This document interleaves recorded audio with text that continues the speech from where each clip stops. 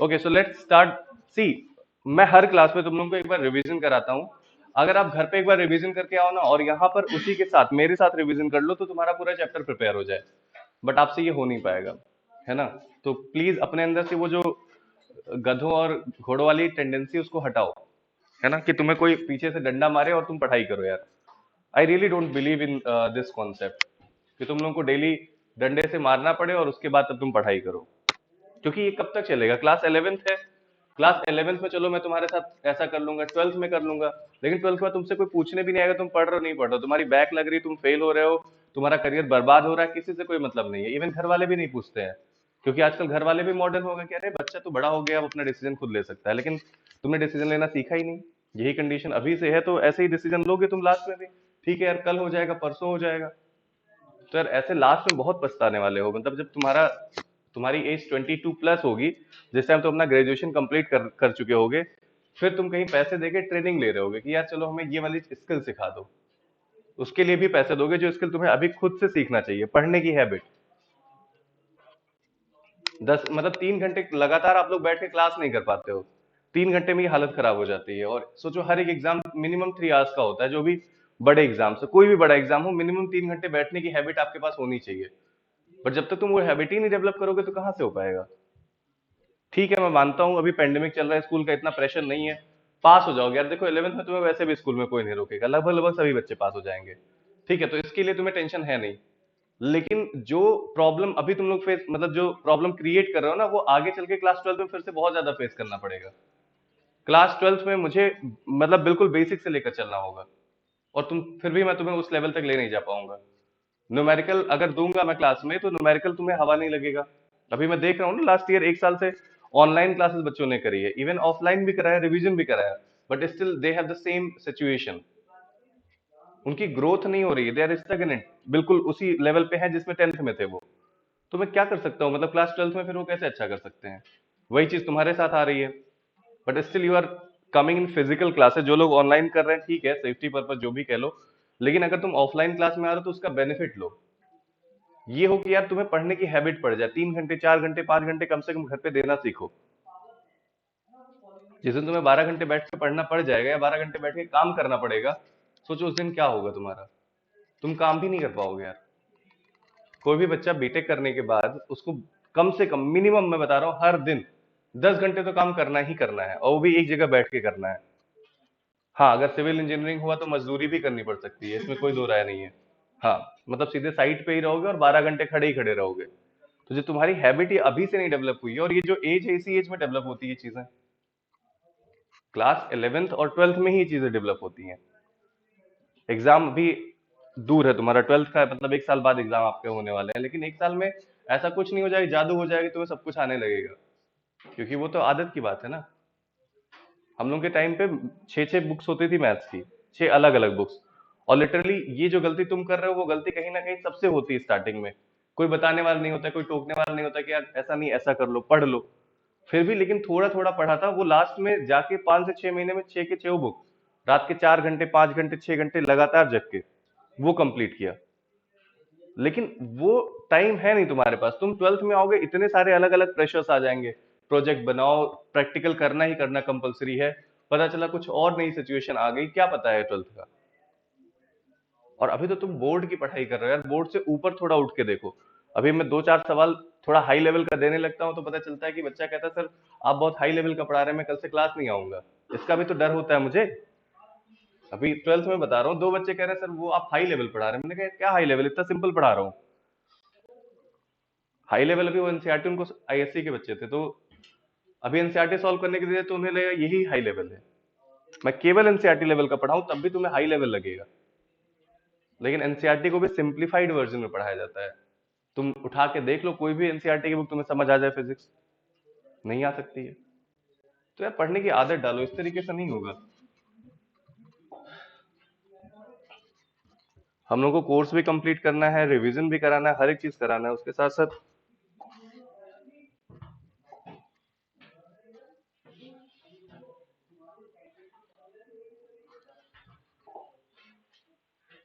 अभी जैसे ही course complete होगा तुम लोग आना बंद कर दोगे।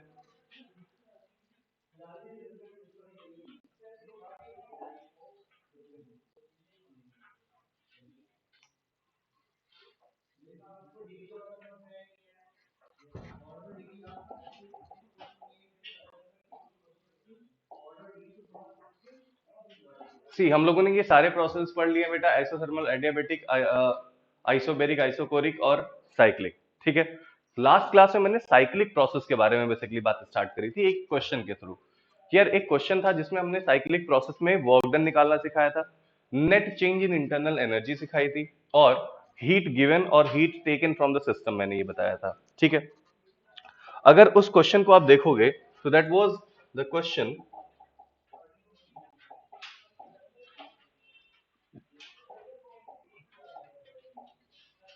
सी ये क्वेश्चन मैंने आपको बताया था लास्ट क्लास में कि सर यहां पर आप देखो कि आपके पास अगर एक साइक्लिक प्रोसेस है, कंप्लीट साइक्लिक प्रोसेस, तो what you will find net internal energy में जो चेंज है वो जीरो है। वर्ड्स पे हमेशा फोकस करो यार, इंटरनल एनर्जी जीरो नहीं होगा, बट इंटरनल एनर्जी में चेंज जीरो होगा। मतलब जब वो इनिशियल स्टेज में था तब उसके पास कुछ ना कुछ इंटरनल एनर्जी थी, आप एक साइकिल कंप्लीट करने के बाद जब वहीं पहुंचोगे तो वही सेम इंटरनल एनर्जी आपको मिलेगा। क्यों? क्योंकि इंटरनल एनर्जी का फॉर्मूला आप जानते हो, U is equal to N F R T by two. तो T is constant and U is constant. Something is constant and what, the change in that particular physical quantity will be zero. Change क्या हो जाएगा? Zero. मतलब आपके पास अभी 100 rupees है, थोड़े time बाद मैंने कहा आपके पास फिर से अभी 100 रुपीज है, what is the net change, what is the net profit? Zero. क्योंकि चेंज वहां पर क्या हो जाएगा बेटा, बेसिकली जीरो हो जाएगा। तो इस चीज को आपको फोकस करना है कि चेंज आपका जीरो हो रहा है।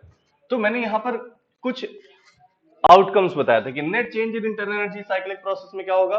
जीरो होगा। आपके पास जो नेट वर्क डन आएगा, that net work done is, आपके पास ये जो है हीट में total change heat given to the system, heat taken from the system. जो आपने किसी सिस्टम को हीट दिया, मतलब दिस इज द सिस्टम, आपके पास ये सोर्स है जहां से आप हीट दे रहे हो। कितना अमाउंट ऑफ हीट दिया आपने? Q1 अमाउंट ऑफ हीट दिया।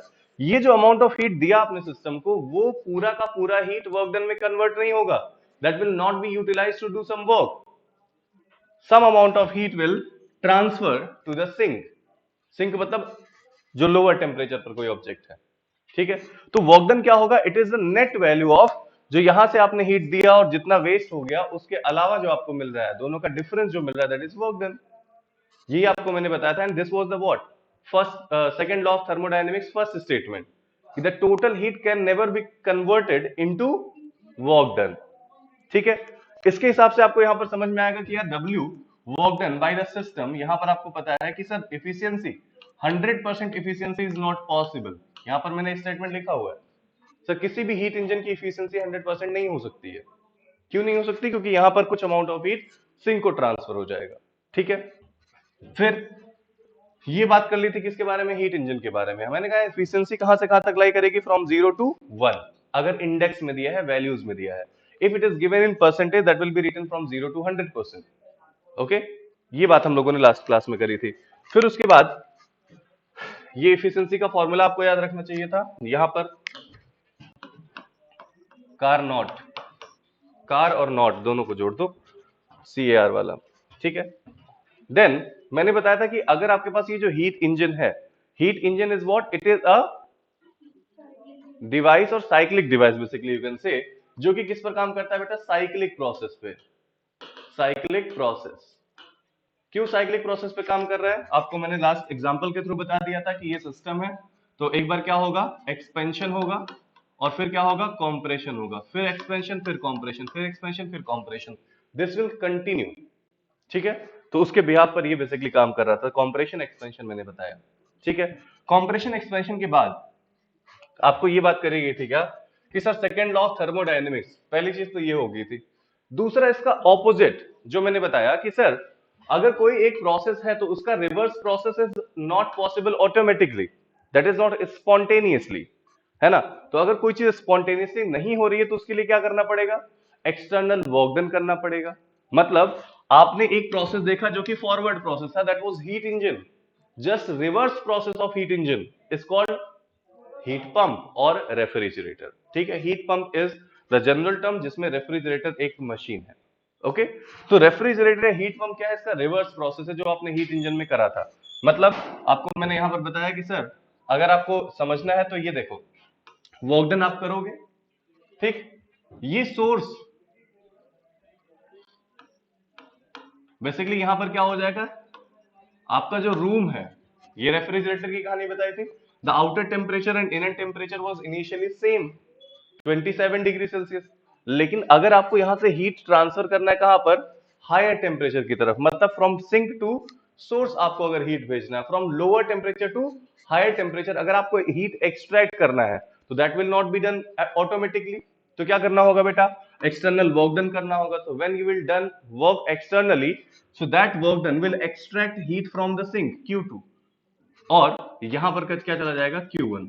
तो this is the total heat ejected, total heat ejected.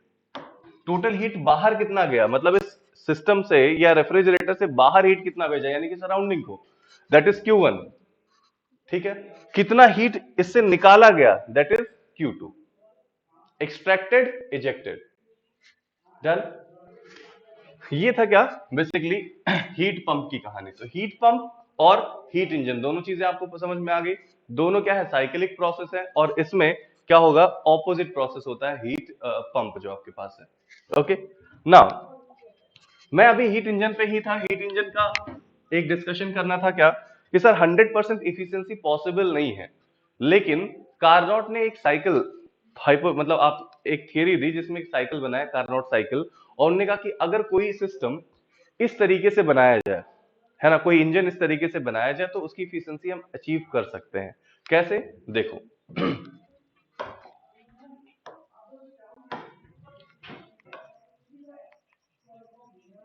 Carnot's engine, C Carnot's engine को समझने के लिए आपको एक जो मैं डायग्राम बनाया उसको समझना पड़ेगा। क्या क्या चीज चाहिए होगा, सबसे पहली चीज आपके पास एक सोर्स होना चाहिए। सर सोर्स तो हो गया, ठीक है, सोर्स के अलावा क्या चाहिए, सिंक चाहिए, और क्या चाहिए, एक इंसुलेटर प्लेटफॉर्म चाहिए। Let's suppose this is what sink, और ये हो गया क्या, एक इंसुलेटर। इसके अलावा उन्होंने क्या चीज देखा, उन्होंने कहा कि हमारे पास चलो सोर्स, सिंक और इंसुलेटर सरफेस मैंने ले लिया, लेकिन एक चीज और चाहिए, क्या, जो इंजन है, जो वर्किंग मॉडल है ना, जो सिस्टम है। तो सिस्टम कैसा होगा, आपके पास पता है कि सिस्टम बनाने के लिए जरूरी क्या है बेटा, एक कंटेनर, और उस कंटेनर में आप कौन सा गैस लोगे बेटा, आइडियल गैस। ध्यान रखना, this is what ideal gas, you have to take ideal gas. यहां पर आपके पास क्या है, एक पिस्टन है, ठीक। उन्होंने कहा कि देखो यार, ये जो पिस्टन है और ये जो सारी वॉल्स हैं, just keep them perfectly adiabatic, मतलब पूरा पूरा हीट इंसुलेटर ले लो, हीट, ये सीधे सीधे एडियाबेटिक वॉल ना बोल दूं चलेगा, these are what, adiabatic wall, this is what adiabatic wall. इसके अंदर आपने क्या ले लिया है, गैस ले लिया है, वो भी आइडियल गैस आपने लिया है, ठीक है। सो ये जो नीचे वाला सरफेस है सर, दिस सरफेस, ये कैसा होना चाहिए, तो दिस इज डायाथर्मिक, मतलब a perfect conductor, diathermic, that is a perfect conductor. Okay, अब यहां पर होगा क्या कि इस साइकिल को समझना कैसे वर्क करेगा ये। उन्होंने कहा देखो, सबसे पहली चीज क्या करोगे आप, इस सिस्टम को अगर आप सोर्स पर रखोगे जिसका टेम्परेचर क्या है, T1 है, सिंक का टेम्परेचर क्या है बेटा, T2 है, that is the high temperature, and this is what low temperature, very low temperature. Now when you will keep this system over the source, है ना, तो क्या होगा, जरा मुझे बताओ, खुद से बताओ क्या होगा, अगर सिस्टम को मैं सोर्स पर रखूंगा तो क्या होने वाला है, हीट का हीट ट्रांसफर होगा, सोर्स से कहां पर जाएगा बेटा, सोर्स से सिस्टम पर जाएगा हीट, मतलब ये हीट लेगा, ठीक है। हीट जब ये ले रहा है तो आपको आपको एक चीज ध्यान रखना है, क्या, कि यहां पर ये वाला जो पिस्टन है दैट विल एक्सपैंड, ठीक है। हीट यहां से अगर इसने लिया तो हीट क्या होगा, हीट करेगा, एक्सचेंज करेगा, मतलब इसको एक्सपेंड करेगा। बट उन्होंने कहा कि देखो, जो ये एक्सपेंशन है वो एक्सपेंशन हमें कैसा रखना है, isothermal. First process is what, expansion must be isothermal, ठीक है। एक्सपेंशन आइसोथर्मल है, तो यानी कि जब ये एक्सपेंशन आइसोथर्मल होगा मतलब क्या, what ever the heat you have taken from the source, कितना हीट आपने लिया बेटा सोर्स से, लेट सपोज आपने हीट Q1 लिया, this total heat transferred from the source must be used to or utilized to do some work, not changing the internal energy. Why? Because this is what the first process, we can say the first process, that is isothermal expansion. बढ़िया, isothermal expansion हुआ। Okay, ऐसे case में isothermal expansion के साथ साथ आपने ये isothermal expansion कर दिया, इसको आपने शिफ्ट किया कहां पर, इंसुलेटर पर। जैसे ही आपने इंसुलेटर पर शिफ्ट किया, इसने ऑलरेडी हीट इससे ले चुका है ये, और इसके पास जो भी स्टोर्ड एनर्जी है, ठीक है। अब जरा सोचो यहां पर कंडीशन क्या आ जाएगा कि सर अब इसका बेस भी कैसा हो जाएगा, इंसुलेटर। बाकी सारे वॉल्स ऑलरेडी इंसुलेटर है, base is also insulator in this case. ऐसे केस में जो एक्सपेंशन होगा वो कैसा होगा, एडियाबेटिक एक्सपेंशन होगा। समझना यहां पर हीट लिया, फर्स्ट कैसे एक्सपेंड करेगा वो, isothermal. Now the expansion will be continued as adiabatic expansion. Okay, तो यहां से आपने क्या किया, इसको इस पर शिफ्ट किया। शिफ्ट करने पर आपने देखा क्या कि सर सेकंड प्रोसेस जो हो रहा है that is nothing but adiabatic expansion. Good. So this is what adiabatic expansion. Now, after this adiabatic expansion, okay, आपने क्या कर दिया, इसी सिस्टम को शिफ्ट किया कहां पर, सिंक पर। जब ये सिंक पर शिफ्ट होगा तो this has a lower temperature comparatively, the system has higher temperature. अब क्या होगा, यहां पर क्या होगा, heat taken from the system और heat given to the system. Heat will be taken from the system, तो ये क्या करेगा, हीट एक्सट्रैक्ट करेगा। कितना अमाउंट ऑफ हीट एक्सट्रैक्ट किया बेटा, सिंक, तो सिंक तो Q2 हीट एक्सट्रैक्ट करता है, आप सभी लोगों को पता है। The heat extracted by sink is Q2। In this particular case that is third, होगा क्या यहां पर, एक्सपेंशन या कॉम्प्रेशन, कॉम्प्रेशन होगा बेटा। समझ आ रही बात, तो यहां पर क्या होगा, isothermal compression, isothermal compression. Again, you have shifted from isothermal compression के बाद इसको कहां शिफ्ट कर दिया, इस इंसुलेटर पर शिफ्ट कर दिया। जब आप इस इंसुलेटर पर शिफ्ट करेंगे तो क्या होगा, अगेन एडियाबेटिक हो जाएगा and the process will be continued, that is fourth adiabatic compression. Sir ऐसा हो कैसे रहा है, बेसिकली कॉम्प्रेशन और एक्सपेंशन मुझे करना पड़ता है, कैसे, देखो इसने हीट दिया तो एक्सपेंशन हुआ, और एक्सपेंशन होगा तो आपको एक चीज ध्यान रखना है, आइसोथर्मल एक्सपेंशन होना है। आइसोथर्मल एक्सपेंशन होने का मतलब क्या, आपने मान लो यहां पर कुछ वेट रख रखा है सपोज, और ये आइसोथर्मली एक्सपेंड किया, ठीक, क्यों, क्योंकि इसके पास एनर्जी, इसने energy given to the system हुआ, तो एक्सपेंशन होगा, ऑब्वियस सी बात है। This energy means what, Q1 that is going to do some work, उसकी वजह से इसको हमने कहां शिफ्ट किया, फिर इंसुलेटर पर। Expansion will be continued but under adiabatic process, means there is no exchange of heat from surrounding or source to the system, और यहां पर जो एक्सपेंशन होगा that will be expanded adiabatically, expand कर चुका है ये। मतलब अगर मैं यहां पर सिस्टम थोड़ी देर के लिए बना दूं, देखें यहां पर, this is now it has been already been expanded. अब होगा क्या कि यहां से जब ये हीट एक्सट्रैक्ट किया जाएगा तो इसका कॉम्प्रेशन होना शुरू हो जाएगा, because you have already taken some weights over this. Weight का मतलब क्या हुआ यार, लोड। लोड का मतलब क्या हुआ, हीट इंजन का काम क्या है, वर्क डन करना, किसी भी चीज को मूव कराना। किसको मूव करा रहा है, इस लोड को मूव करा रहा है, बेसिकली पिस्टन को मूव कर रहा है। Piston is already attached with some with some load. तो एक्चुअल में ये जो एक्सपेंशन और कॉम्प्रेशन हो रहा है वो किसको करने के लिए हो रहा है, बेसिकली इसको रोटेट कराने के लिए हो रहा है। तो compression and expansion is done by what, the load attached with the moving piston. Okay, तो जब यहां से हीट एक्सट्रैक्ट होगा so this will what, compress. But यहां पर देखो, जितना हीट एक्सट्रैक्ट होगा यानी कि वो हीट टेम्परेचर में चेंज नहीं लेकर आ रहा है, temperature will be how much, T2. ठीक है, that is an isothermal compression. The third process is what? Isothermal compression.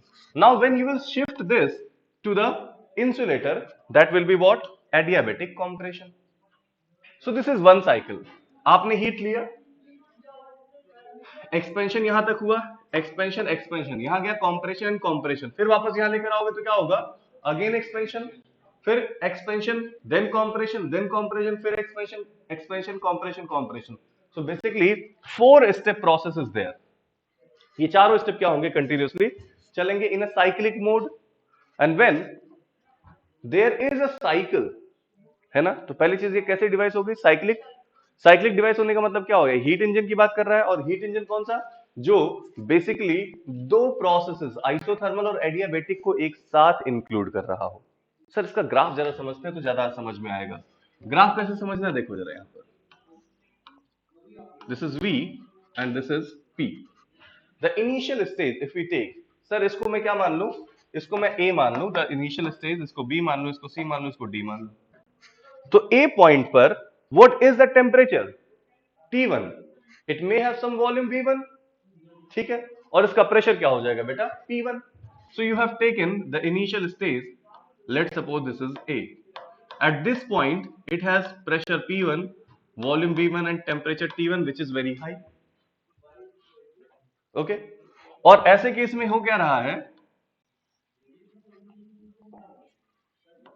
Isothermal expansion हो रहा है. कहां पर जा रहा है बेटा? B. Pressure P2, volume V2, but temperature will be what? T1 only. Temperature कैसा है? T1 ही है. Because the first case is what? Isothermal expansion. Sir, in this isothermal expansion, after this isothermal expansion, what will you observe? Sir, after this you will have an adiabatic expansion. कहां तक? C point तक. Sir, why this graph is slightly different? C point पर क्या होगा? देखो यार, इसके corresponding यहां प्रेशर अलग था, यहां का प्रेशर अलग है, और इसका प्रेशर क्या हो जाएगा बेटा? अलग हो जाएगा, और यहां पर वॉल्यूम क्या हो जाएगा? ये भी अलग हो जाएगा. तो हम कह सकते हैं क्या सर? यहां पर प्रेशर हो जाएगा P3, वॉल्यूम V3, और टेम्परेचर क्या हो जाएगा बेटा? T2. ठीक है, टेम्परेचर क्या हो जाएगा? T2. यहां से मैंने उठा के यहां पर रख दिया. Adiabatic expansion in both the cases. Why? Because volume is continuously increasing. See from this point, यहां से वॉल्यूम क्या हो रहा है बेटा? अभी इंक्रीज हो रहा है. This is the process of expansion. Sir एक और चीज आपने यहां पर जो ड्रॉ करी है, ये ग्राफ देखिए, इसका स्लोप कम है, बट इसका ग्राफ दूसरा जो एडियाबेटिक है उसका स्लोप क्या है? बहुत ज्यादा है. लास्ट क्लास में मैंने बताया था adiabatic has a greater slope than isothermal, and that is why we have drawn like this. This is the forward process. Now, when you will keep or shift this, sorry, इसको हमने यहां पर shift कर दिया है. अब क्या होगा? ये हीट एक्सट्रैक्ट करेगा, again compression will be there. तो ये जो कॉम्प्रेशन होगा वो कैसा होगा बेटा? So this compression will be isothermal compression. So this is what? Something.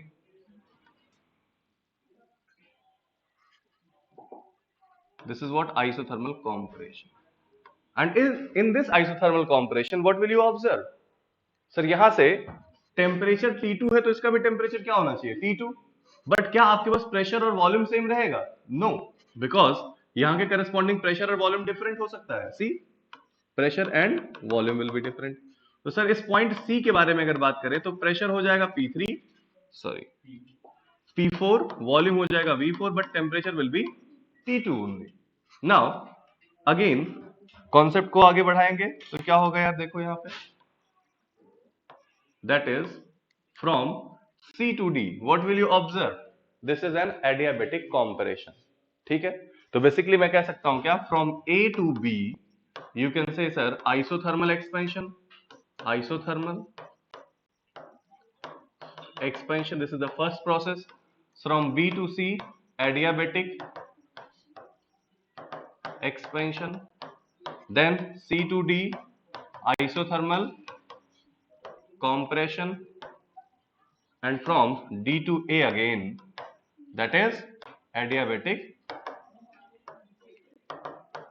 compression.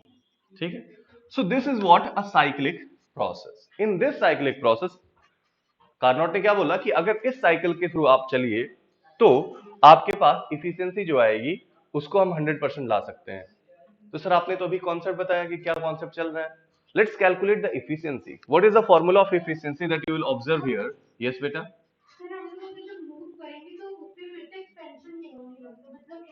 Due to the stored internal energy. जैसे मान लो इसने हीट ले लिया, अब इसके पास हीट तो है ना, अब वो हीट कहीं पर एक्सचेंज नहीं हो रहा है, ठीक है, तो that will expand only. Done. Now हमने कहा इफिशियंसी का फॉर्मूला लास्ट क्लास में हम लोगों ने देखा था, क्या sir, 1 minus Q2 upon Q1। But Carnot के थ्रू क्या आएगा, यही formula 1 minus T2 upon T1। T2 and T1 is what? The temperature of source and sink. And if we keep T2 is equals to 0, sir T2 is equals to 0 का मतलब क्या है? अगर मैं T2 को 0 कर दूं, 0 kelvin, sir it is absolute zero temperature. वही वाला टेम्परेचर जहां पर सुपरमैन बन जाता था, याद है, सुपर कंडक्टर बन जाता था, याद है, जहां तक अभी अचीव नहीं किया जा सका है 10 टू द पावर माइनस 8 तक, 10 to the power minus 8 kelvin तक हम अचीव कर चुके हैं, but not exactly 0 kelvin, but still 10 to the power minus 8 is very close to 0, है ना। तो जो अब कॉन्सेप्ट आ रहा है, नए मशीन का कॉन्सेप्ट आ रहा है, कहीं ना कहीं वहां पर आपकी इफिशियंसी बहुत ज्यादा देखने को मिल रही है। Without whatever the energy you are going to spend, the total energy is going to be converted into work done. जैसे मैग्नेट ट्रेन है, that is not based on this, लेकिन अगर इसी मैग्नेट को सुपर कंडक्टिंग मटेरियल के साथ use किया जाए तो वहां पर इफिशियंसी बहुत ज्यादा यूज करी जा रही है, ठीक है। आगे की घटना है, कहने का मतलब क्या हुआ, इससे समझो। सर अगर मेरे पास यहां पर मैं T2 किसका टेम्परेचर है बेटा, T2 किसका टेम्परेचर है, सिंक का। T2 is the temperature of sink here. तो अगर सिंक का टेम्परेचर मैं 0 केल्विन कर दूं, see temperature of sink is 0 kelvin, तो ये 0 हो जाएगा, ये वाला पूरा portion, sir this portion is 0, बचा क्या, एफिशिएंसी इज इक्वल टू 1 और 100%। So now we can get the efficiency up till 100%। इसीलिए ये कॉन्सेप्ट दिया गया। सर लेकिन ठीक है, मैं मान लिया कि 1 माइनस T2 बाई T1 अगर आपने कर दिया, पहले जरूरी ये है ना कि क्या ये फॉर्मूला हम डिराइव कर सकते हैं इस कार्नोट साइकिल से, तो डेफिनेटली करेंगे। और अगर ऐसा हो गया तो मैं कह दूंगा क्या यार, हमारे पास एक ऐसा थियरी है जिसके हिसाब से मैं ये बोल सकता हूं कि भाई साहब हीट इंजन 100% एफिशिएंसी की बनाई जा सकती है ना। बस कंडीशन क्या है कि sir T2 should be 0 kelvin. अब कंडीशन ये है कि भैया तुम 0 केल्विन अचीव करो, अचीव कर लिया, आपके पास इंजन मिल गया 100% एफिशिएंसी का। So let's calculate what is the value of efficiency through this Carnot cycle. Again we have the cycle, let's discuss about the efficiency. बोलो यार ये बात समझ में आ गई है ना। What is Carnot engine, basically Carnot engine और कार्नोट साइकिल, ये दोनों चीजों के बारे में बताया जाएगा। तो Carnot engine is nothing but a heat engine which works on a cyclic process, but this cyclic process is specified, means in this cyclic process you must have the system should have the ideal gas. You will have a source, you will have a sink. Source have a temperature T1, sink has a temperature T2। तो वही तो मैं बोल रहा हूं यार, T2 को 0 kelvin जिस दिन कर दिया उस दिन पॉसिबल हो जाएगा, but we are very close to it.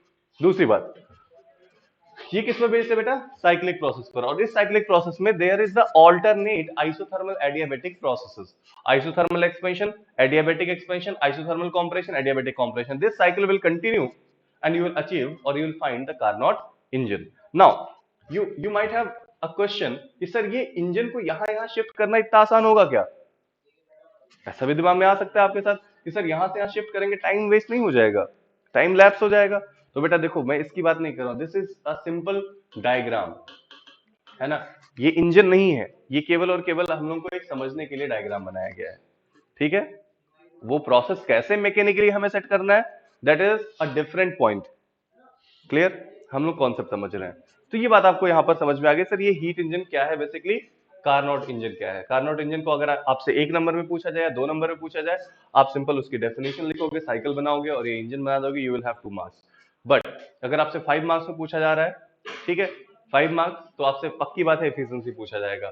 हो सकता है 5 नंबर में दो चीजें अटैच कर दे, 2 नंबर में आपसे पूछे what is Carnot engine and write its principle और कॉन्सेप्ट, तो you have to write up till this point only, okay.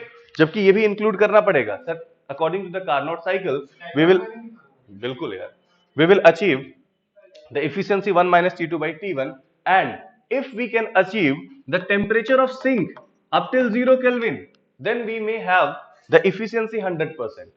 Okay, this is the principle of Carnot cycle. हो गया। नेक्स्ट 3 मार्क्स में आपसे क्या ऐड कर सकता है, अगले 3 नंबर में आपसे एक न्यूमेरिकल क्वेश्चन एक्सपेक्ट कर सकता है, will discuss the numerical also, okay. तो या तो डेरिवेशन पूछ लेगा या तो न्यूमेरिकल पूछ लेगा, तो प्रिंसिपल तक की चीजें क्लियर होगी, what are the principles, okay. Now let's calculate the efficiency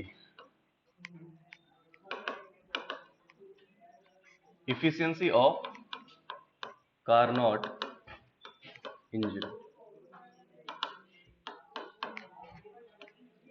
Sir, what we have to achieve?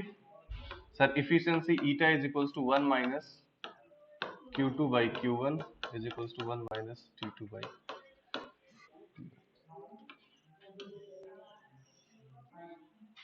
Okay. Now we have this graph V and P. This is the point A, P1, V1, T1. Point B, P2, V2, T1.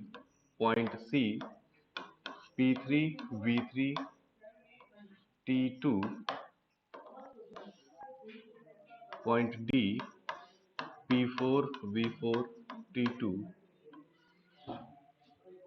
And now this. Okay. आपको यहाँ पर समझ में आ रहा है sir, cyclic process में this is a cyclic process, see. Net work done क्या होगा sir, net work done is the area under this cycle, है ना।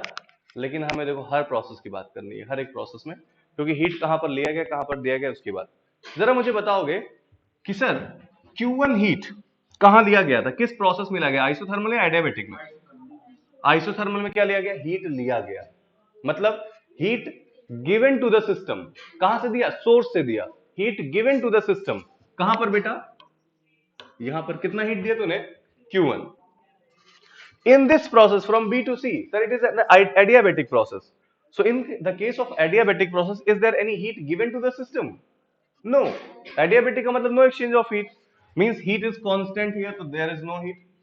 उसके बाद फिर वापस जब हम कंप्रेशन की बात कर रहे थे, जब हमने उठा के सिस्टम को कहां रख दिया था, सिंक पर, तो sink is going to extract the heat remaining, तो यहां पर कौन सा हीट हो जाएगा बेटा, Q2 heat. Means what, the process Q1 and Q2, the heat exchange is done only in during the isothermal process.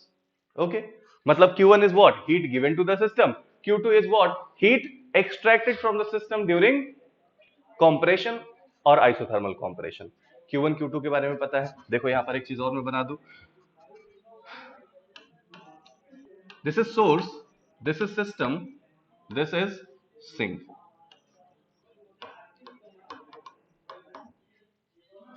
देखो एक कहने का मतलब है क्या कि हम लोग यहां पर समझते चले, हीट इंजन ही है, सोर्स, और यहां पर आपको क्या मिलेगा, नेटवर्क। तो यहां से हीट कितना एक्सट्रैक्ट हुआ बेटा, Q1, हीट इसको कितना चला गया, Q2। Done, okay. कौन कौन से प्रोसेस यहां पर आपको देखने को मिल रहे हैं, हर प्रोसेस के अकॉर्डिंग हम लोग वर्क डन करेंगे। चलो कैलकुलेट करते हैं work done. Sir what is the value of work done in this case, let's calculate. पहला प्रोसेस कहां से कहां तक, सर ए से बी। ए बी कैसा प्रोसेस है बेटा, आइसोथर्मल एक्सपेंशन। सर हम सभी लोगों को पता है आइसोथर्मल एक्सपेंशन के केस में और आइसोथर्मल प्रोसेस में what is the value of change in internal energy, zero. ठीक है, इंटरनल एनर्जी में चेंज कितना हो गया, जीरो हो गया। अच्छा सर अगर ये जीरो हो गया तो delta Q is equals to delta W. समझ पा रहे हो मेरी बात? सर डेल्टा क्यू क्या हो रहा है, पहले प्रोसेस में कितना हीट लिया जा रहा है इसमें, इसे हम Q1 बोल सकते हैं, और इसको क्या बोल सकते हैं sir, work done in isothermal process. What is the formula of work done in isothermal process, हाँ जी याद करिए, N R T ln v2 by v1। याद है ये चीज? जरूरत क्या है, मैं ln में लिख रहा हूं फिलहाल, कोई जरूरत नहीं होगी यहां पर, ठीक है। Can we write this is equation number 1। The heat extracted, मैंने क्या बोला था, during this process the total heat extracted will be what, utilize in work done. ये वर्क डन में यूटिलाइज हो गया, कितना आ गया वर्क डन बेटा, W आइसो या W1 भी बोल सकते हो, ठीक है। Now the process from B to C, in this process ये कैसा है भाई, एडियाबेटिक एक्सपेंशन है।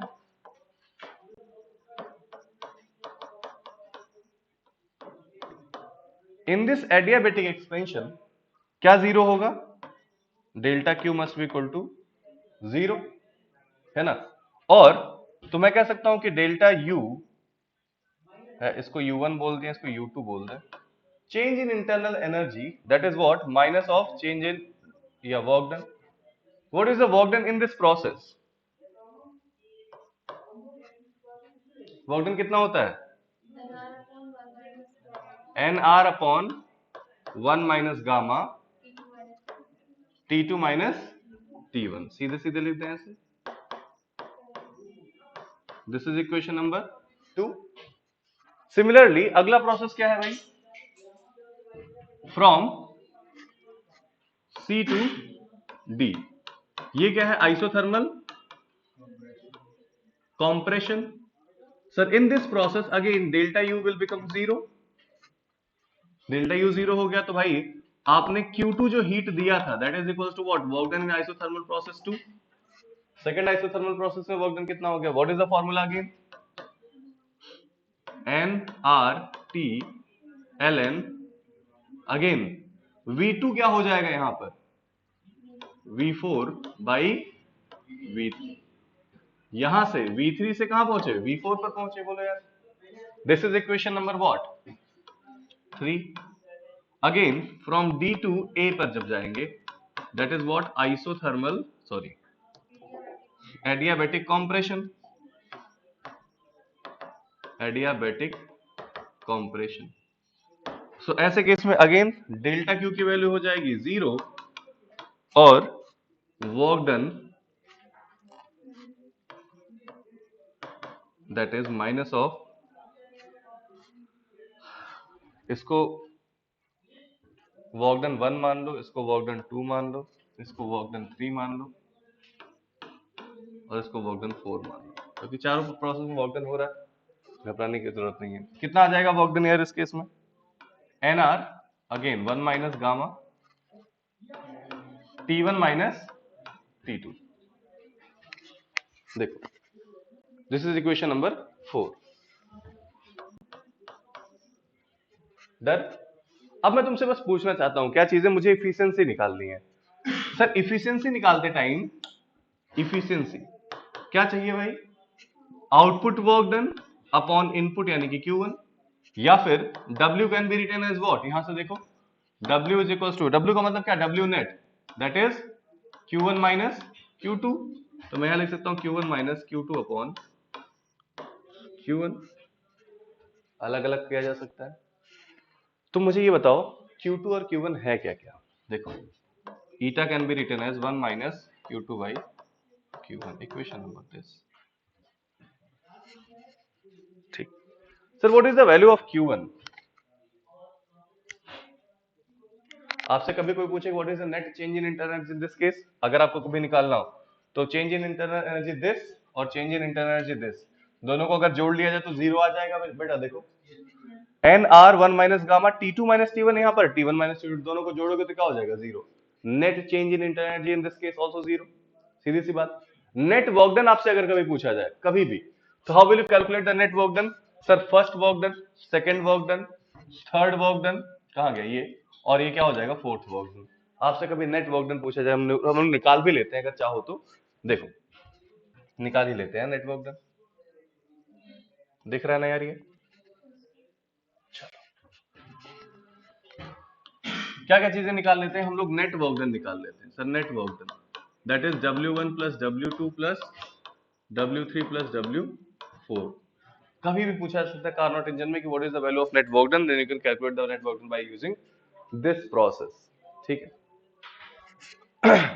देखो यहां पे sir W1, W2, W3, W4, W1 क्या था?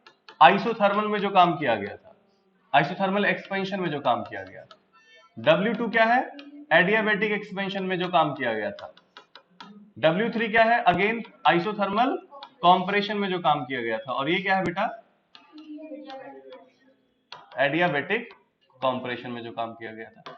सर हमें यहां पर देखने को मिल रहा है क्या कि सर W एडियाबेटिक एक्सपेंशन में काम जो W2 है वो यहां पर दिया हुआ है, और W3 या यहां पर W4 ये क्या हो गया बेटा? NR 1 माइनस गामा प्लस, वो दोनों वैल्यूज एक दूसरे के इक्वल एंड ऑपोजिट है। मतलब सर, मतलब ये बेटा कि यहां पर देखो,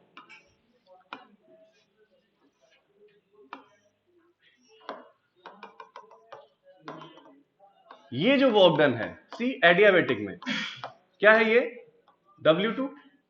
और सर यहां पर ये दूसरा एडियाबेटिक कॉम्प्रेशन है, यहां पर वर्क डन देखिए जरा, ये sir this work done, that is what? W4। Sir, W2 and W4 are equal in magnitude. See how? Sir, it is NR 1 minus gamma T2 minus T1 है, और दूसरा क्या है sir?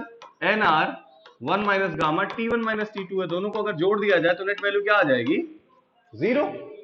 Means what? The work done during adiabatic expansion and work done during adiabatic compression both are equal and opposite. The net work done during adiabatic process you will find out what? 0. So during adiabatic we are getting a 0 net work done. बात समझ में आ रही है? तो this is what? 0 net work done. Means what? Sir W2 W4 के साथ cancel किया जा सकता है. So what is the value of net work done in this case? Sir net work done can be written as sir W1 plus W3. इसका formula होता है कुछ, यहां पर हम लोगों ने अभी भी निकाला है। W1 कहां है? ये कितना वैल्यू आएगा यार? NR T, और ये कौन सा T था? T1 था, और ये क्या था? अगला टेम्परेचर T2 था। दूसरा यार देखो यहां पर ये टेम्परेचर यहां पर क्या है? T1, और ये किस टेम्परेचर पर है? T2 टेम्परेचर पर है। तो NR T1 ln V2 by V1 और plus NR T2 ln V4 by V3। तो this is what? Net work done whenever you will ask. ठीक है। Heat given to the system, system को heat कितना दिया गया? Q1। सर Q1 की value किसके बराबर? देखो आइसोथर्मल प्रोसेस में वर्क डन यानी कि NR T1 ln V2 by V1। बोलो भाई, दिस इज इक्वेशन नंबर जो भी मान लो आप। सर हीट लॉस या फिर heat extracted through sink, heat given to the sink, sir कितना? Q2 कितना होगा बेटा? NR T2 ln V4 by V3। यार ये बात समझ में आ रही है कि नहीं आ रही है? आपको नेट वर्क डन निकालना सिखा दिया, हीट कितना गया, हीट कितना लिया, मतलब सर यहां से Q1 की वैल्यू निकालना सिखा दिया, Q2 निकालना सिखा दिया, नेट वर्क डन निकालना सिखा दिया। तीनों बातें समझ में आ गई during the Carnot cycle. Clear? Derivation of efficiency, you don't have to write all these things, you have to simply go to what? Efficiency क्या आ गया? Eta is equals to 1 minus Q2 by Q1। ये तो समझ में आ रहा है ना? Eta is equals to Q2 minus Q1, ये आ रहा है समझ में? सर Q2 मुझे पता चल गया, Q1 मुझे पता चल गया, नेट वर्क डन निकालने की जरूरत थी क्या? No sir, there is no need to find out the work done. Simply we can put the value of Q2 and Q1 in this case, you can get the answer. Okay, let's find the answer. Sir, the efficiency eta is equals to 1 minus Q2 by Q1. Yes. Sir, Q1 has a value that is NR T1 ln V2 by V1. Yes. Sir, Q2 is equals to NR T2 ln V4 by V3. Yes sir, ये भी सही है। दोनों को अगर मैं divide कर दूं तो एफिशिएंसी क्या आ जाएगा बेटा? 1 माइनस NR, NR गया, क्या बचा? T1 by, ना उल्टा कर दिया यार, Q2 को डिवाइड करना है ना Q1 से, तो sir this is what? T2 by T1। और क्या बच गया यार? ऊपर बचा ln V4 by V3, और यहां पर क्या बच गया? ln V2 by V1। Sir ये तो महा गड़बड़ हो गई, इफिशिएंसी तो मुझे 1 बाई T2 बाई T1 लाना था, ये फालतू का कहां से आ रहा है यार? ये फालतू का कहां से आ रहा है? ठीक, इसे निकालना पड़ेगा। हम्म, अच्छा एलन कट जाएगा, बहुत मार खाओगे। ये दोनों फंक्शन है बेटा। अब इसको काटते हैं, देखो कैसे। हाँ, एक चीज और, एक चीज और, एक चीज और।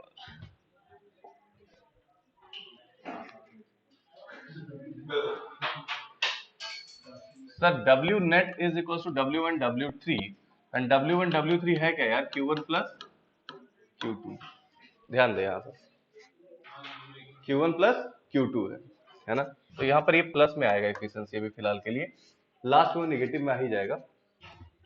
Q1 प्लस Q2 यानी कि W नेट अपॉन Q1 करना है। ध्यान दो यहाँ पर, इसको थोड़ी देर के लिए हटाओ। ये क्या आ जाएगा? इफिशिएंसी क्या आएगा? Q2 बाई Q1 यहाँ पर आ रहा है थोड़ी देर के लिए भी। समझ आ रही बात? वो अल्टीमेटली नेगेटिव आ जाएगा यहाँ पर। अब देखो, ये जो वैल्यू है V2 V3 V4, इसको हम लोग चार प्रोसेस पढ़े हैं sir. P1 V1 is equals to NR P1,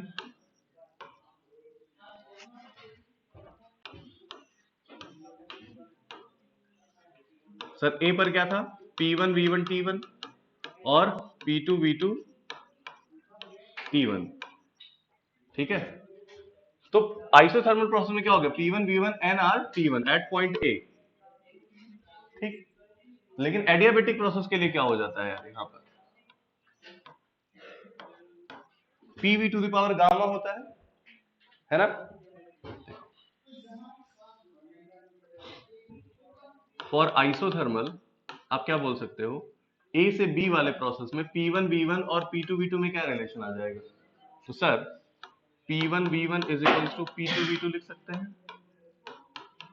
बोलो, इन एडियाबेटिक प्रोसेस यहां से यहां क्या लिख सकते हो सर? P3 V3 और यहां पर T2 आ जाता है, तो यहां पर क्या लिख सकते हो? P2 V2 to the power gamma is equals to P3 V3 to the power gamma. ठीक, again in this process isothermal ये क्या हो गया? P4 V4, तो इसका क्या रिलेशन आ जाएगा बेटा? P3 V3 is equals to P4 V4। और फिर आप क्या ले सकते हो यहां पर इस एडियाबेटिक में? Sir P4 V4 to the power gamma is equals to P1 V1 to the power gamma. ये चारों है, मल्टीप्लाई कर दो यार, आपके पास क्या आ जाएगा? V3 बाई V4 और V2 बाई V1 एक दूसरे के बराबर आ जाएंगे। ठीक है, और नेगेटिव वैल्यू आ जाएगी। कैसे? देखिए, कर लो मल्टीप्लाई, बहुत बड़ा काम है। मल्टीप्लाई करोगे तो देखो यार, P1 से P1 कटेगा, P2 से P2 कटेगा, P3 से P3 कटेगा, P4 से P4 कटेगा, कट जाएगा। लेफ्ट साइड राइट साइड दोनों को एक तरफ मल्टीप्लाई करें तो कट गया, बचा क्या? सर V1 नहीं कटा है, ध्यान देना। यहां पर क्या बचा? V1 V1 V2 to the power gamma V3 V4 to the power gamma is equals to V2 V3 to the power gamma V4 V1 to the power gamma. See, ऐसा कुछ आ रहा है? देखो,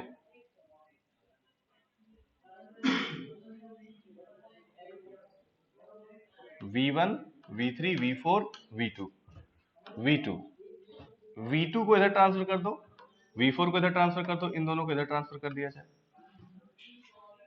ठीक, ऐसा करने से क्या आ जाएगा आपके पास? ध्यान देना यार, V2 by V1 is equals to V3 by V4। Simplify कर लेना इस चीज को। क्या आ गया? V2 by V1 V3 by V4 ना। क्यों? क्योंकि यहां पर देखो क्या आएगा सर, इसको मैं लिख सकता हूं क्या?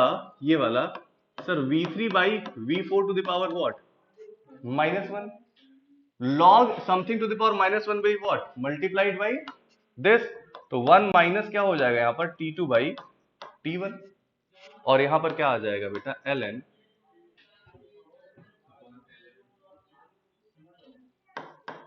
V4 by V3, sorry V3 by V4 और ln V2 बाई V1। और सर ये दोनों वैल्यूज बराबर है तो कैंसिल आउट हो गए, क्या हो गए 1।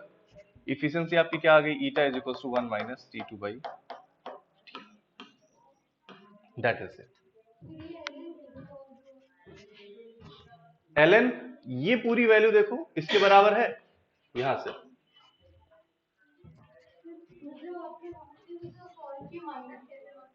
बेटा देखो ln अगर ऐसा लिखा हुआ V4 बाई V3 लिखा हुआ है, रुक जाओ, माइनस यहाँ 1 है, अगर इसको मैं रेसिप्रोकेट कर दूं, उल्टा कर दूं, तो इसे क्या लिख सकता हूं, ln V3 by V4 to the power minus 1। और आपको पता है ln a to the power x अगर हो तो x कहां आ जाता है, मल्टीप्लीकेशन में आ जाता है। ये पढ़ाया नहीं जाता है बेटा, ये स्टार्टिंग में बताया जाता है। लॉग के 3 फॉर्मूले मैंने बताया थे, लॉग a इंटू बी का क्या होता है, log a plus log b, log a by b क्या होता है, log a minus log b, log a to the power x क्या होता है, x लॉग a। यही 3 फॉर्मूले मैंने बताया था स्टार्टिंग में ही, तो इसका इस्तेमाल कर लिया गया यहाँ पर। तो ये वैल्यू क्या आ गई, यहाँ पर माइनस आ गई। बोलो यार ये बात समझ में आया? जल्दी से कंक्लूड करते हैं इस चीज को, ध्यान दे। सी we have to find out efficiency. Efficiency is what? Net work done divided by heat given to the system. Okay. Sir heat जो है वो दो ही जगह पर दिया जा रहा है, कहां कहां पर sir, in the first process of isothermal, that is how much heat is given, Q1। Sir जो यहाँ हीट गिवन है वो किसके बराबर है, यहां पर किए गए वर्क डन के बराबर है। बोलो दूसरा हीट कहां पर दिया जा रहा है, हीट लिया कहां जा रहा है सर, Q2 यहां से लिया जा रहा है, ये किसके बराबर है, यहां पर किए गए वर्क डन के थ्रू बराबर है। बोलो यार ये दोनों बातें। तो sir how will we get the value of net work done, so sir net work done is W1 plus W3, क्योंकि W ये वाला वर्क डन और ये वाला वर्क डन गया था, कैंसिल हो गया था एक दूसरे से। बोलो तो आपके पास नेट वर्क डन क्या आ गया, W1 प्लस W3। आपने यार नेट वर्क डन की जगह पर क्या लिख दिया, W1 की जगह लिख दिया Q1, इसके जगह क्या लिख दिया Q2। सिंपल साइन कन्वेंशन का फर्क है, कोई दिक्कत वाली बात नहीं है। तो sir this is what net work done.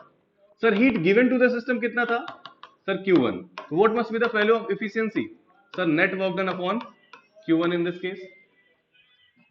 ठीक, वैल्यू यहां पर रखी क्या, Q1 plus Q2 upon Q1, ये हो गया 1 plus Q2 by Q1, that is efficiency. Sir यहां प्लस क्यों आ रहा है ना, मेरे फॉर्मूले में तो अभी हीट इंजन आपने पढ़ाया था, वहां पर Q2 बाई Q1 माइनस में आ रहा था। तो सर वहां पर देखिए आपने जो सोर्स लिया और ये सिंक लिया, यहां पर W है, आपने क्या Q1, यहां पर क्या किया Q2। सर यहां पर आपने मैन्युअली माइनस कर लिया था, किससे, Q1 और Q2 को माइनस किया था। करने को आप यहां पर भी कर सकते हो, कैसे सर, ये एक्सपेंशन है और ये कैसा वर्क डन है बेटा, कॉम्प्रेशन। आप कहोगे सर नेट वर्क डन कैसा आएगा, W1 माइनस W2 आना चाहिए, कॉम्प्रेशन वाला positive work done, sorry expansion वाला पॉजिटिव वर्क डन, ये कैसा हो जाएगा नेगेटिव वर्क डन। आप वैल्यू यहां पर क्या रख सकते हो सर, यहां पर माइनस रख सकते हो, वैल्यू यहां पर क्या आ जाएगी, माइनस आ जाएगी। लेकिन हम डेरिवेशन कर रहे हैं बेटा, ध्यान देना, वी आर डेराइविंग, और जब डेराइव कर रहे हैं तो उस केस में यहां पर पॉजिटिव आ रहा है, तो उससे परेशान होने की जरूरत बिल्कुल भी नहीं है। अब यहां पर जब Q2 Q1 की वैल्यू आप रखते हो तो 1 प्लस क्या आ जाता है बेटा, T2 बाई T1, और उसके साथ आ गया क्या, ln V4 बाई V3, और क्या आ गया ln V2 बाई V1। इन दोनों को कैसे रिमूव किया गया बेटा, by using PV is equal to constant और PV to the power gamma is equal to constant. Adiabatic और आइसोथर्मल इक्वेशन का इस्तेमाल करके मैंने इसे क्या कर दिया, कांस्टेंट। दोनों वैल्यू क्या आ जाएंगी, बराबर आ जाएंगी। क्या बराबर आएगा लेकिन बेटा, V3 by V4 is equal to V2 by V1, ये बराबर आ गया।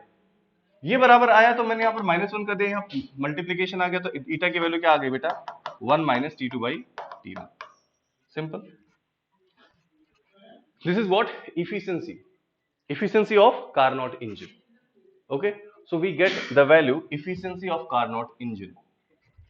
Hence efficiency of Carnot engine can be written as 1 by T2 by T1, या फिर अगर आप मैनुअली वैल्यू रखते हो तो क्या हो जाएगा, Q2 by Q1। आपको बस ये पता होना चाहिए Q1 क्या है, heat given to the system,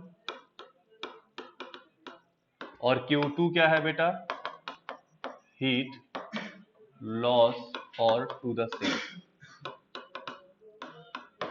T2 क्या है, temperature of sink in kelvin, remember this. और T1 क्या है? Temperature of source in kelvin. ठीक है, आपको पता है T1 will be greater than T2 for this. Done.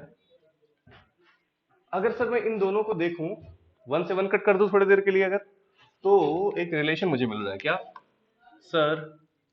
T1 sorry T2 by T1 is equals to what? Q2 by Q1. This will be used in numerical. कहां पर use किया जाएगा बेटा? ये न्यूमेरिकल में। कैसे यूज किया जाएगा देखते हैं इसको। ठीक है, just let's take one example.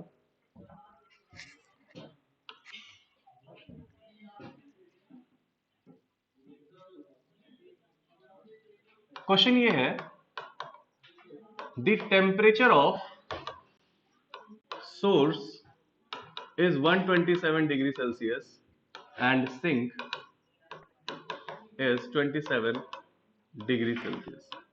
ठीक है, heat given to the system is, let's suppose 20,000 joule या फिर 20 किलो जूल भी बोल सकता है। ठीक है, calculate work done, work done by this heat engine और दिस कार्नोट इंजन। ठीक है, अब ऐसे सवाल में दिमाग कहां काम करेगा? सर टेम्परेचर दिया हुआ है, टेम्परेचर दिया हुआ, वर्क डन पूछ रहा है। यार वर्क डन तो जनरली मुझे पता चलता है यार, वर्क डन निकालने का तरीका कि V2 V1 और ये सारी कहानियां। बट यहां पर आपके जैसे ही दिखे क्या, हीट दिया है, heat given to the system, temperature of source and sink दिया हुआ है, तो आपको यहां पर दिमाग लगाना है। सर ये वाला क्वेश्चन कैसे लगेगा दिमाग? देखो सॉल्यूशन। आपको पता है sir T2 by T1 is equals to Q2 by Q1। दिया क्या क्या है, गिवन में क्या दिया? सर T1 दिया हुआ कितना? 127 प्लस 273, कितना हो जाएगा ये? 400 केल्विन। रिमेंबर Q2 क्या हो, T2 क्या हो जाएगा बेटा? 300 kelvin. Clear? Always remember these facts. Sir इसको किस में रखना है? केल्विन में रखना है। सेल्सियस रख के डिवाइड करोगे तो डिवाइड ही करते रह जाओगे। समझ आ रही बात? और आंसर गलत हो जाएगा। और क्या दिया हुआ sir? Heat given to the system is given 20 kilo joule, 20,000 joule. क्या निकालना है? अगर Q2 आपको पता चल जाए तो वर्क डन निकालना आसान हो जाएगा, Q1 माइनस Q2 करके। यार बोलो, वर्क डन निकालना आसान हो जाएगा कि नहीं हो जाएगा? बता। This is how we can calculate the work. Sir work done यहां पर हम लोग निकालेंगे Q1 माइनस Q2 करके, तो पहले Q2 निकाल लिया जाए। Q2 कहां से आ जाएगा बेटा? इस रिलेशन से। We know that T2 by T1 is equal to Q2 by Q1। Put the value. T2 कितना है भाई? 300। ये कितना है? 400 इज इक्वल टू Q2 कितना आ गया? 20,000 यहां पर आ गया, तो ये कैंसिल हुआ। कितना आ गया बेटा? Q2 15,000 joule. Sir this is the heat transferred to the sink. So how much effective work that we get? Sir 20,000 minus 15,000, that is 5,000. This is the answer, 5 kilojoule. Done? Can we take one more example? Let's take one more example.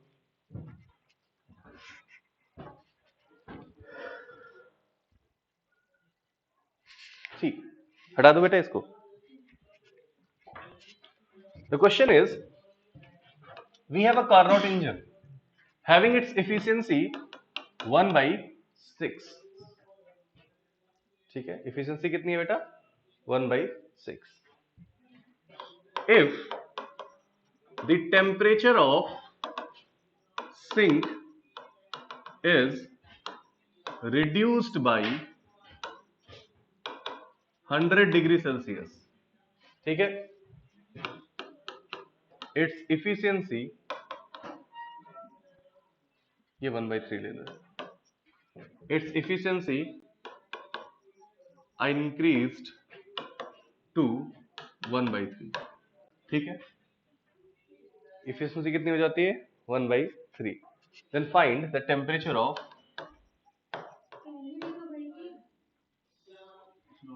अच्छा ये 1/6 हो गया। Temperature reduce करोगे तो efficiency T2 बढ़ जाएगा ना यार। 1 माइनस T2/T1 कम होगा तो बढ़ जाएगा, ठीक। हाँ 1/6 हो गया ये, ठीक है। Then find temperature of source and sink. Question simple है। पहला केस नंबर 1 सॉल्यूशन देखते हैं। पहले केस में क्या कह रहा है, sir we have a source, we have a system, we have the sink, ठीक है। SINK लिख लो, SOUR लिख लो, ठीक है। It has a temperature, let's suppose how much, T1, it's temperature is how much, T2, okay. So ऐसे condition में जो इसकी इफिशियंसी थी वो कितनी है बेटा, तो sir in this case the efficiency is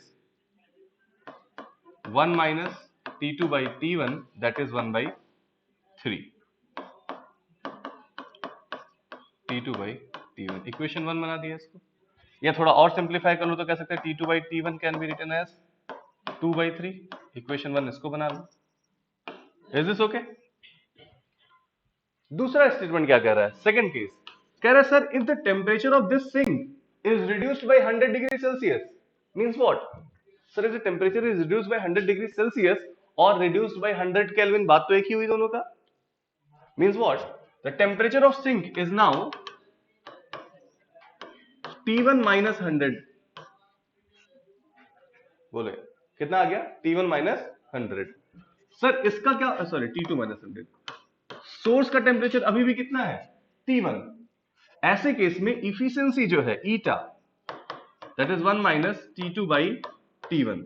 efficiency कितनी हो गई बेटा, 1/6। कब, जब सर 1 माइनस T2 कितना कर दिया गया, अब बोलो यार, T2 माइनस 100 कर दिया गया और T1 क्या रह गया, T1 ही रह गया। थोड़ा सा और सिंप्लीफाई इसको कर लो, सर 1/6 को उधर कर दिया जाए तो T2 minus 100 upon T1 is equal to 1 minus 1/6 that is 5/6।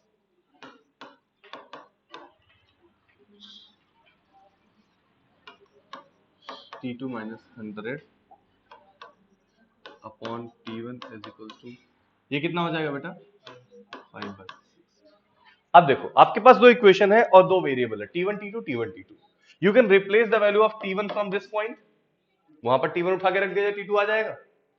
T1 को क्या रख सकते हो यार आप, 3T2/2, this value you could put here, तो T2 माइनस 100 इंटू 6, नहीं 6 ऐसे रहने दो, इसको इधर ट्रांसफर कर दिया, 5/6 इंटू 3T2/2, 3 दूना 6, तो कितना आ गया, T2 minus 100 is equals to 5T2 upon 4, तो 4T2 minus 400 is equals to 5T2, okay. तो what is the value, minus 400 is equals to T2, T2 कितना आ गया, 400, माइनस 400 आ रहा है। वैल्यू लेने में थोड़ी सी दिक्कत हुई है क्योंकि मैंने, क्वेश्चन कॉन्सेप्ट समझ में आ गया। हाँ मैं वही कहना चाह रहा हूँ, देखो रिड्यूस अगर आप करोगे बेटा, जैसे मान लो आपका टेम्परेचर कितना था अभी, इनिशियल टेम्परेचर मान लो आपका कितना था यहाँ पर, मान लो 200 केल्विन था फॉर एग्जांपल, ठीक है। अब इसको रिड्यूस कर दिया गया कितना, बाई 100 डिग्री सेल्सियस। तो 100 डिग्री सेल्सियस से रिड्यूस करने का मतलब क्या, कि सर यहां मान लो 300 केल्विन टेम्परेचर था, ठीक है। 100 डिग्री सेल्सियस से रिड्यूस करने का मतलब कितना होना चाहिए, 200 केल्विन होना चाहिए।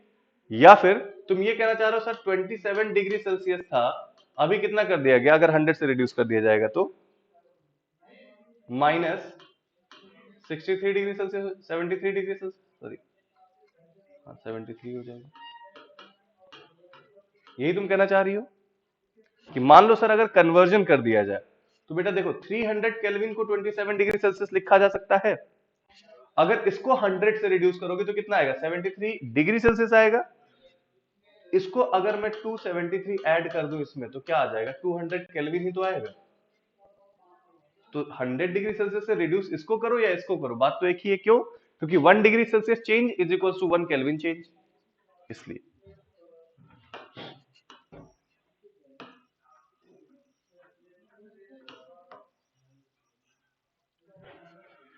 So this is how you can solve the questions. Efficiencies अलग अलग आपके पास दी गई हैं, आप T1 T2 की वैल्यूज आप अलग अलग निकाल सकते हो। So these are the cases basically जो हम लोग आज डिस्कस करना था। इस तरीके से आपका थर्मोडायनेमिक्स कंप्लीट होता है, CP/CV का रिलेशन। मेयर फॉर्मूला एक डेरिवेशन रह गया है, उसको अगली क्लास में हो सके तो करवा दूंगा, देन मैं आगे स्टार्ट करूंगा। है, हाँ, रेफ्रिजरेटर में छोटी सी चीज और बतानी थी, लेकिन आज टाइम नहीं है, अब अगली क्लास में बताऊंगा। तो derivation of Cp minus Cv is equal to R आपको बताना है एक, और एक ये बताना है, ठीक। बाकी नेक्स्ट क्लास में मिलते हैं। और बेटा रिवाइज करके अगली क्लास में आना जरूर, कल वाली क्लास होगी, और कल हम लोग कोशिश करेंगे कि ऑसिलेशन स्टार्ट कर दे। Oscillation I will start tomorrow. Wave and oscillation chapter है, तो पहले आपको ऑसिलेशन पढ़ाऊंगा, फिर वेव पढ़ाऊंगा। जैसे केटीजी पहले पढ़ाया, फिर ये पढ़ाया, तो केटीजी का काफी हेल्प मिल गया आपको यहाँ पर, वैसे ही ऑसिलेशन का हेल्प वेव में मिलेगा।